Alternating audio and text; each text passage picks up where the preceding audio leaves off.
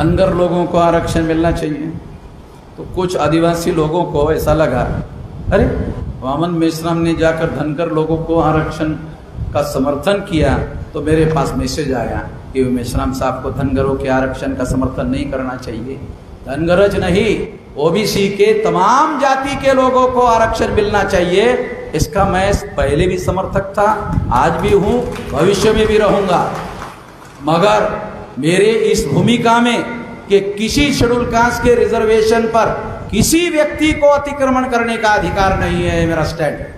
आदिवासियों के रिजर्वेशन पर किसी दूसरी जाति के लोगों को अतिक्रमण करने का अधिकार नहीं है, ये मेरा पहले से स्टैंड है। किसी शेड्यूल ट्राइब के रिजर्वेशन के अधिकारों पर किसी दूसरे आदमी को अतिक्रमण करने के अधिकार के हम समर्थक नहीं है। आदिवासियों के लिए जब भारत बंद करने का समय आया तो हमने सारे देश भर में आदिवासियों का समर्थन किया। मुझे समझ में नहीं आता है, मैं गधा आदमी हूं, ऐसा जो लोग समझते हैं वो नासमझ लोग हैं। मैं गधा नहीं हूं, मुझे अपने लोगों के हक और अधिकारों की समझ है, मुझे क्या करना चाहिए। मैं 50 साल से सार्वजनिक जीवन में हूं और पूरे ताकत से अपने हक और अधिकारों के समर्थन में हूं। आगे भी कोई शेड्यूल कास्ट और शेड्यूल ट्राइब के अधिकारों पर अतिक्रमण करने का काम करेगा, उसके पूरे ताकत से हम उसका विरोध करेंगे। मगर धनगर को आरक्षण मिलना चाहिए, उनके आरक्षण का मैं समर्थन करता हूं, पहले भी करता था, अभी भी करता रहूंगा। मगर धनगरों को आदिवासियों के अधिकारों पर अतिक्रमण करने के अधिकार का मैं समर्थन नहीं करता हूं। ये मेरा पहले से स्टैंड है, पहले से है, आज नहीं पहले से है। और इसलिए मैं इसके समर्थन में पहले से हूं। मगर 52% ओबीसी में धनगर है। एक बार मुझे कुछ धनगर लोग मिलने के लिए आए, मैंने उनको कहा 52% ओबीसी के लोगों को 27% रिजर्वेशन मिलता है कि नहीं मिलता है? तो उस धनगर के कार्यकर्ता ने मुझे कहा हाँ मिलता है। तो फिर दूसरा सवाल पूछा उसको, आदिवासियों को कितने परसेंटेज मिलता है? वो चुप हो गया। मैंने कहा आदिवासियों को 7.5% मिलता है, ओबीसी को 27% मिलता है।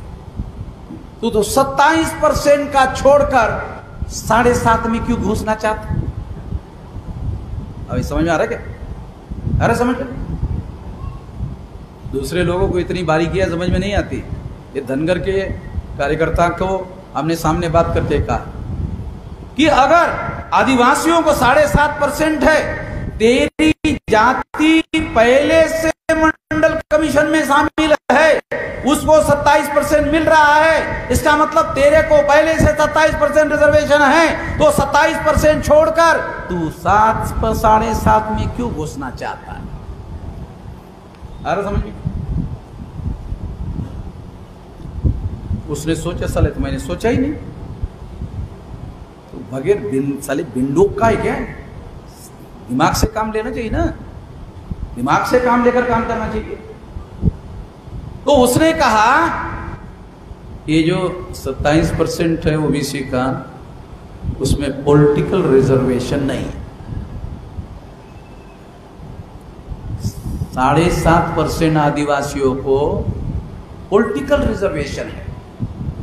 ए पॉलिटिकल रिजर्वेशन की वजह से हम 27 का छोड़कर 7.5 में आना चाहते हैं। मैंने कहा नालायक, उसको कहा तेरे जैसा नालायक आदमी है, तेरे को कुछ पता है ये पॉलिटिकल रिजर्वेशन के बारे में? ABCD तू अंदर डालने की कोशिश कर रहा है 7.5 में पॉलिटिकल रिजर्वेशन के लिए, और मैं देश में पॉलिटिकल रिजर्वेशन समाप्त करने का आंदोलन कर रहा हूं।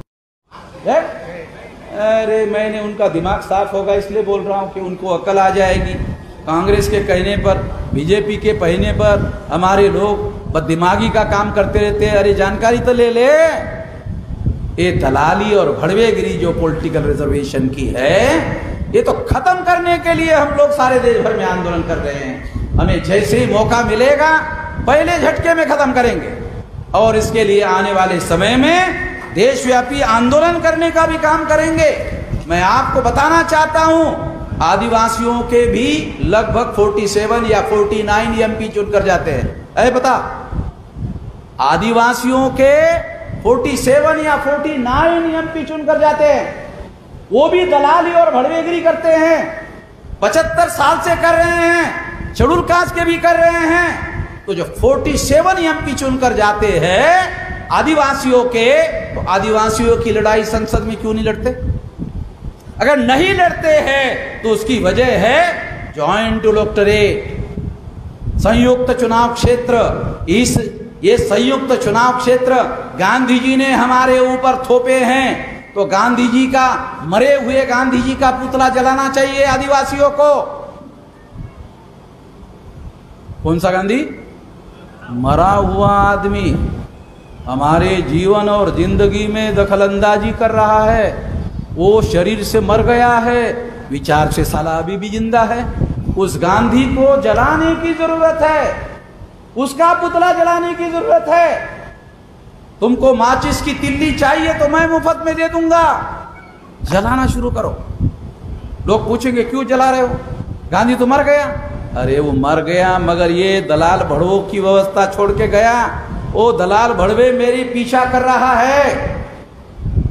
अगर ये नहीं होता तो आदिवासियों के 47 एमपी और शेड्यूल कास्ट के 70-80 एमपी, ये दोनों मिलकर 131 मेंबर पार्लियामेंट बनते हैं। और किसी की भी सरकार संसद में बनानी है, प्रधानमंत्री बनाना है, तो शेड्यूल कास्ट, शेड्यूल ट्राइब के मेंबर पार्लियामेंट के मदद के बगैर केंद्र में किसी की भी सरकार नहीं बनती। तो ऐसे इससे क्या फायदा होता? सेपरेट इलेक्टोरेट से क्या फायदा होता? पहले ही संसद में कुछ नहीं तो 2.5 साल हमारा प्रधानमंत्री होता, 2.5 साल ब्राह्मणों का होता, हमें कोई एतराज नहीं होता। तो पहले ही संसद में बाबा साहब आम्बेडकर 2.5 साल प्रधानमंत्री हो गए होते। तो तुम लोगों के हक और अधिकार बाबा साहब अम्बेडकर संविधान में तो लिखने में कामयाब हो गए, अमल करने की जिम्मेदारी ब्राह्मणों की। ब्राह्मण करने वाला है अमल, अबे तो उसके पिछवाड़े पे लात मारना पड़ेगा। लात मारने की ताकत हमारे अंदर होनी चाहिए। ये लात मारने की ताकत वाला एमएलए एमपी चुनकर जाना चाहिए। वो सेपरेट इलेक्टोरेट में होता, तब हमारे संविधान के अधिकार अमल में आते।